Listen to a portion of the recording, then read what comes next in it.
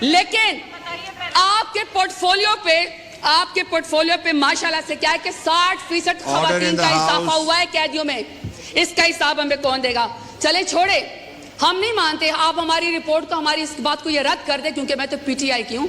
ذرا اپنے مائی باپ امریکہ سپر پاور کی اسٹینڈنگ کمیٹی کی ذرا ان کی رپورٹ پڑھیں. یہ جی اسپیکر صاحب, یہ اسٹیٹ ڈپارٹمنٹ کی ہیومن رائٹس کمیٹی کی رپورٹ سے ذرا یہ پی ایم ایل این کا, میں آپ کو ذرا ان کا پورٹفولیو بتانا چاہتی ہوں. وہ کہتے ہیں ان کی نون لیگ کی پہلی حکومت کا خاصہ ہے اغوا, ابڈکشن. دوسرا ہے جعلی مقدمات. تیسرا ہے سیاسی مخالفین کا قتل. پھر ہے دور حراست, جسمانی ریمانڈ. پھر ہے سیاسی کارکنان کو ہراساں کرنا, ضمانت ملنے کے باوجود دوبارہ گرفتار کرنا, ججوں پر انصاف نہ کرنے کے لیے ان کی ویڈیوز بنانا, شہریوں کی زندگی کو میں غیر قانونی طور پر مداخلت کرنا, صحافیوں کو سچ بولنے سے روکنا, احتجاج اور نقل و حرکت کو روکنا, سیاسی سرگرمیوں سے طاقت کے زور پر روکنا, اور ماشاءاللہ رشوت, بھتہ خوری.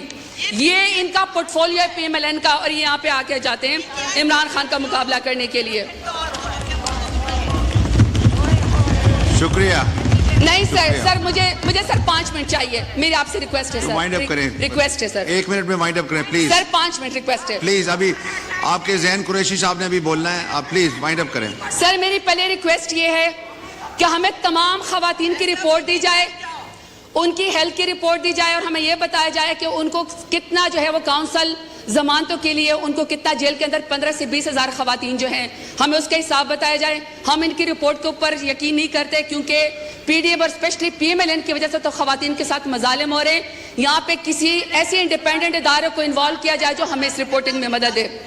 دوسرا سر 22.5 ملین جو بچیاں اسکولوں سے باہر ہیں, اس میں سب سے بڑی تعداد جو ہے وہ اسکول کی بچیوں کی ہے. سر ہمیں اس کا ٹارگٹ بتایا جائے کہ کب ہوگا. سر تیسرا, خواتین سیاستدانوں کو, سر 1 سیکنڈ سر پلیز, خواتین سیاستدانوں کو سر جب آپ گرفتار کرنے کے لیے آتے ہیں, خدا کا واسطہ سر کوئی مرد نمائندہ یا کوئی سر اہلکار جو ہے ان کو نہ گھسیٹے, نہ ان کو سر ہراساں کرے, بلکہ سر ان کو بلائیں, خود خواتین جو ہے وہ جا کے تھانے میں پیش ہو جائے گی. سر آخر میں اپنے ڈیرہ غازی خان کے غیور عوام کا شکریہ ادا کرنا چاہتی ہوں. میں آپ سے 2 منٹ کر کے حساب مانگتی ہوں, لیکن سر اگر میرے ڈیرہ غازی خان کی غیور عوام نے مجھے عمران خان کے نام پہ ووٹ نہ دیا ہوتا, تو آج جو سرداروں نے میرے لیے گڑھا کھودا تھا وہ خود اس کے اندر شکر گر چکے ہیں. آخر میں سر کہ میرے لیڈر عمران خان کے نام کہ سر جو آدمی ریاست کی قید میں ہو کر ریاست کو یہ کہہ دے کہ تمہارا خواب رہ جائے گا مجھے ڈرا ہوا دیکھنا, ایسا شخص نے قابل شکست ہوتا ہے. سر ان سے کہیں شکریہ. شکریہ جی. سردار محمد یوسف صاحب, اس کے بعد پھر زین قریشی صاحب. بسم اللہ الرحمن الرحیم. الحمدللہ رب العالمین والصلاة والسلام علی رحمت العالمین. شکریہ جناب اسپیکر. جناب اسپیکر,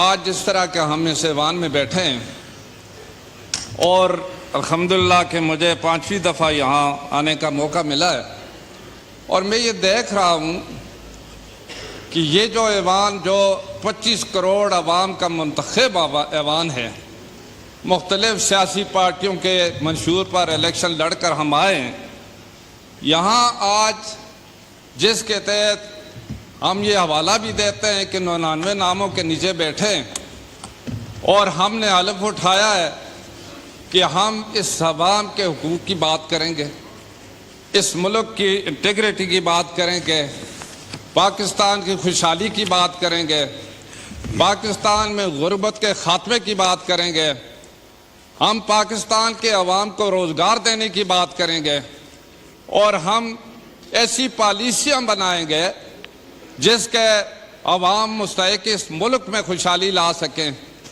لیکن مجھے اس بات پر واقعی, یہ میری ذاتی بات ہے, مجھے افسوس ہوتا ہے جب ہم ان عوام کو جن کا ہم زبانی تو دعویٰ کرتے ہیں کہ ہم ان کے نمائندے ہیں, ہم ان کا شکریہ زبانی تو ادا کرتے ہیں, لیکن اس عوام کی خوشحالی کے لیے، پاکستان کی ترقی کے لیے اور پاکستان کے غریبوں کی غربت کے خاتمے کے لیے کوئی پالیسی ڈیبیٹ ہم نہیں کرتے.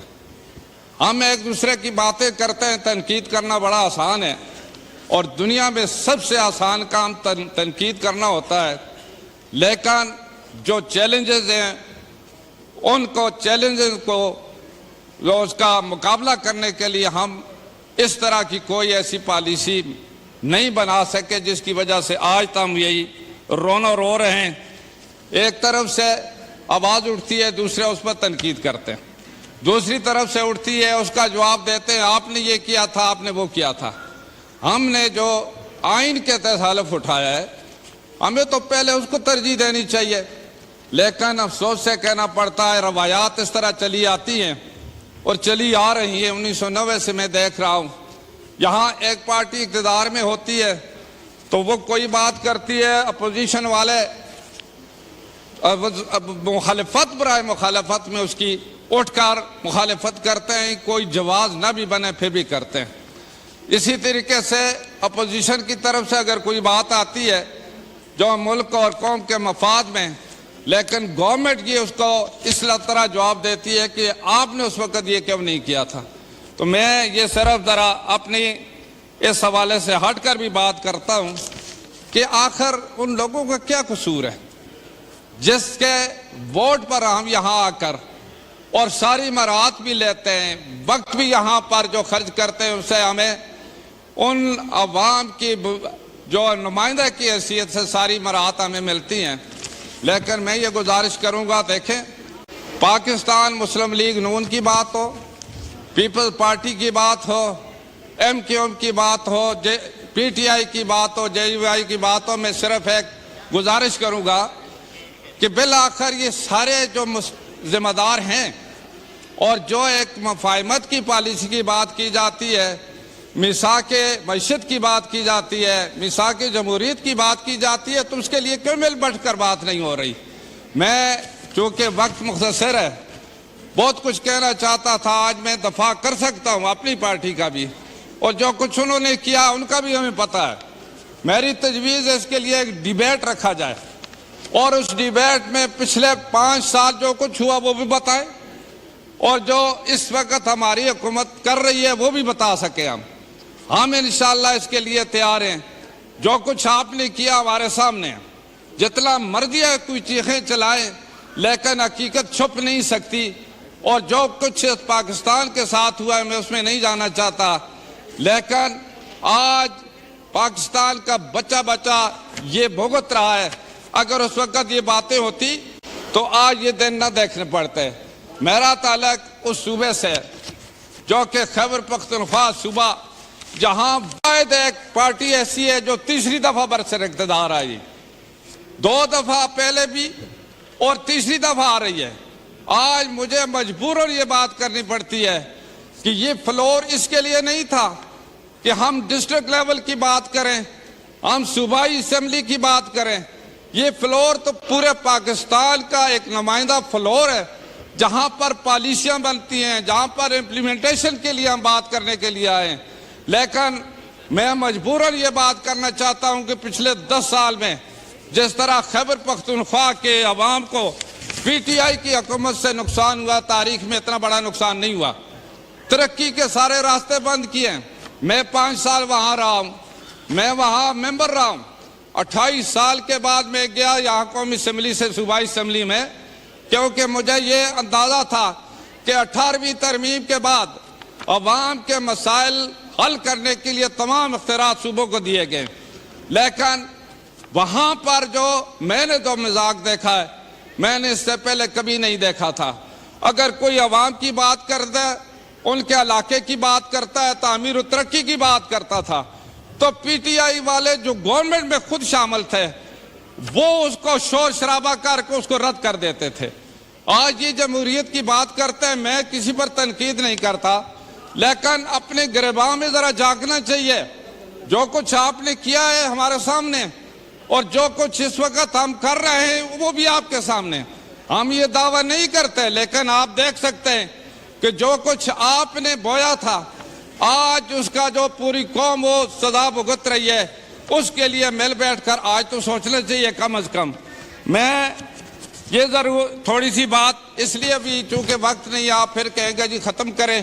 میں چونکہ مجبوراً اپنے علاقے کی بات اس لیے کرتا ہوں کہ 2005 میں جو پاکستان کا سب سے بڑا زلزلہ آیا تھا، پاکستان میں جتنی تباہی 2005 میں ہزارہ ڈویژن میں اور آزاد کشمیر میں ہوئی تھی، پاکستان کی تاریخ میں اتنی نہیں ہوئی تھی. لیکن آج بھی مجھے افسوس سے کہنا پڑتا ہے کہ 10 سال ان کی حکومت میں ہمارے وہاں کے تقریباً ضلع مانسہرہ کے 250 سکول اب بھی ایسے ہیں جو بغیر چھت کے بچے پڑھ رہے ہیں. دفعہ پوائنٹ آؤٹ کرتا رہا، لیکن انہوں نے محض اس کے تر اس حلقے کو نظر انداز کیا کہ ان کا نمائندہ مسلم لیگ سے تعلق رکھتا ہے. یہ مسلم لیگ کا اس وجہ ہم نے وہاں وزیر اعلیٰ کے ہاؤس کے سامنے احتجاج کیا، ہم نے ہائی کورٹ میں ریٹ کی، ہائی کورٹ نے ہمارے حق میں فیصلہ دیا اور انہوں نے کنٹمپٹ بھی لگائی. لیکن اس کے باوجود جو وہاں کی حکومت تھی اس وقت انہوں نے یہ بات کہہ دی کہ نہیں، چونکہ آپ کا تعلق اپوزیشن سے اس لیے آپ اس کے مستحق نہیں ہو سکتے. جناب اسپیکر، اس لیے میں یہ بات کہنا چاہتا ہوں کہ آج بھی ان کی وہاں حکومت ہے، ان کی حکومت 15 سال کسی بھی جماعت کی اس طرح نہیں رہی، لیکن آج بھی لوگ وہاں روڈ سے محروم ہیں، پانی سے محروم ہیں. میرے اپنے ضلع کی بات ہے، 3.5 لاکھ کی آبادی جو مانسہرہ سٹی کی ہے، وہ آج بھی صاف پینے کے پانی سے محروم ہے. ہم نے اس وقت فارن فنڈڈ جو سعودی عرب کے تعاون سے ایک سکیم کا سروے کرایا، لیکن ان کی مرکز میں بھی حکومت تھی، صوبے میں بھی حکومت تھی، انہوں نے اسے پاس ہی نہیں کرایا، نہ معاہدہ کیا. ہماری جو 16 مہینے کی حکومت آئی، شہباز شریف صاحب آئے، کم از کم سعودی حکومت سے وہ MOU تو دستخط ہوئے. آج مطلب ہے یہ حکومت، ان کا اور ہمارا فرق یہی تھا کہ میں یہ بات کہنا چاہتا ہوں کہ 3.5 لاکھ کی آبادی کے لیے جو ان کی 2 مرکز میں صوبے میں حکومت تھی، اس پر کوئی کام نہیں ہوا. اب جو میری گزارش ہے کہ ہم جو کام کر رہے ہیں کم از کم اس کے ساتھ تعاون کریں، عوام کا کام ہے اور اس میں صوبائی حکومت کی ذمہ داری بنتی ہے کہ ان کو کیوں محروم کر رہے ہیں، اس کا ٹینڈر نہیں لگا رہے، شکریہ، اس پر عمل درآمد نہیں کر رہے. میں 2-3 باتیں صرف میں نے پہلے آپ سے کہا ہے، میں کسی پر تنقید نہیں کرتا، لیکن عوام کی بات مجھے کرنے کی اجازت دیجیے. جی وہاں پر اس وقت سکولوں کی حالت ہے، بارشوں کی وجہ سے سڑکیں جو ہیں وہ تباہی کا شکار ہیں، اور اسی طریقے سے اسپتال جو نہیں بن سکی.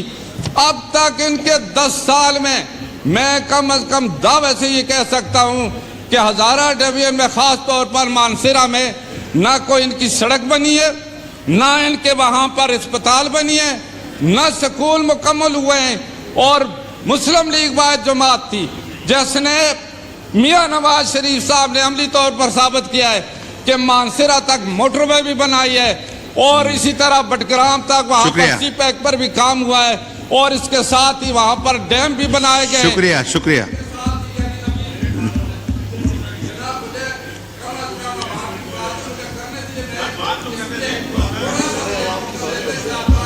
مائک کھولیں صدر صاحب. بیک گراؤنڈ بتایا ہے کہ تھوڑا سا میں کسی پر تنقید نہیں کرنا چاہتا. 5 منٹ مزید دے دیں جی. کم از کم دیکھیں جی، یہ وہاں پر جو کہ خاص طور پر محض اس خاطر کہ وہاں سے ہزارہ ڈویژن سے مسلم لیگ جیتتی تھی، اب تو مسلم لیگ نہیں جیتتی، اب تو خدا کا خوف کریں. اب وہاں پر آپ نے سیٹیں اگر لے لی ہیں اس پر آپ بڑے خوش ہیں کہ وہاں پر تو صوبہ خیبر پختونخوا میں الیکشن سے ہی ہوئے، وہ سارے آپ کے 45 والے ہوئے، ان کو مانتے ہیں. یہاں پنجاب میں اور سندھ میں نہیں مانتے، وہاں پر میں مان کر اپنا فرض تو ادا کریں، وہاں لوگوں کے حقوق تو دیں. اسی طریقے سے میں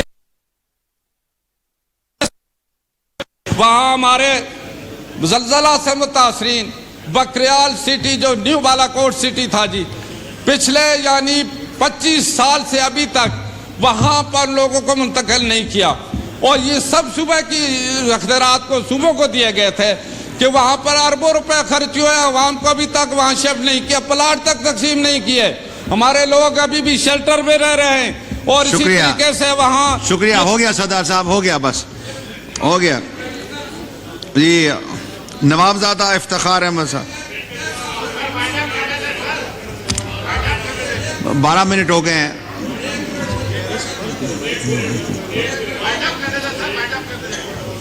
تھرٹی سیکنڈ کھولیں, 1 منٹ, 30 سیکنڈ پلیز. جی 30. میں یہی کہہ رہا تھا, میں اب تفصیل میں نہیں جانا تھا چاہتا, بہت ساری چیزیں تھی, لیکن یہ بھی ڈیلیور کر کو تو بتائیں نا. اس لیے میں کہتا ہوں کہ ہزارہ ڈویژن ہے یا ملکن ڈویژن ہے یا خیبر پختونخوا ہے, ہو گیا. ان کی اگر شکریہ, شکریہ, بس ہو گیا, ہو گیا. جی شکریہ, شکریہ. نوابزادہ افتخار صاحب. بسم اللہ الرحمن الرحیم. شکریہ جناب اسپیکر صاحب. اسپیکر صاحب, صدر کا خطاب جمہوریت کے لیے میں سمجھتا ہوں کہ نیک شگون ہے. صدر زرداری پاکستان کی تاریخ کے پہلے سویلین صدر ہیں جنہیں دوسری دفعہ منتخب کیا گیا. صدر آصف علی زرداری پہلے سویلین صدر ہیں جنہوں نے پاکستان کی تاریخ میں 7ویں دفعہ اسمبلی سے خطاب کیا. صدر زرداری صاحب کا اگر آپ سابقہ دور دیکھیں 5 سالہ, اس میں انہوں نے 18ویں ترمیم کے ذریعے صوبوں کو اختیارات دیے, NFC ایوارڈ دیا اور KPK اور GB کو شناخت دی. اس کے علاوہ ہمارے ان کے دور میں 5 سالہ دور میں کوئی سیاسی قیدی نہیں تھا, نہ ہی کسی کے خلاف سیاسی انتقام کے طور پر کوئی پرچہ درج ہوا. جناب اسپیکر, میں سمجھتا ہوں کہ آج کے دور میں صدر آصف علی زرداری صاحب کا کردار, ان کا وجود ایک غنیمت ہے. صدر زرداری صاحب نے جمہوریت کی خاطر 14 سال قید کاٹی اور آخر میں بے گناہ ثابت ہوئے. انہوں نے اپنے پیاروں کے جنازے اٹھائے مگر پھر بھی پاکستان کھپے کا نعرہ لگایا. جناب اسپیکر, صدر زرداری صاحب نے اپنے خطاب میں جو سب سے اہم بات کی وہ مفاہمت کی بات تھی, اور میری تمام پارٹیز سے اپیل ہے کہ صدر زرداری صاحب کی طرف جو انہوں نے مفاہمت کی بات کی ہے ہاتھ بڑھائیں اور مل کر تمام پارٹیز جو جس کی خاطر ہمیں عوام نے منتخب کیا ہے ان کے مسائل حل کرنے کے لیے ملک کو آگے لے کر چلیں. جناب اسپیکر, اس اسمبلی کے اندر پچھلے دنوں بہت زیادہ بحث ہوئی گندم کے بحران پر, کسانوں کے مسائل پر, تمام تر سفارشات پیش کی گئیں, مگر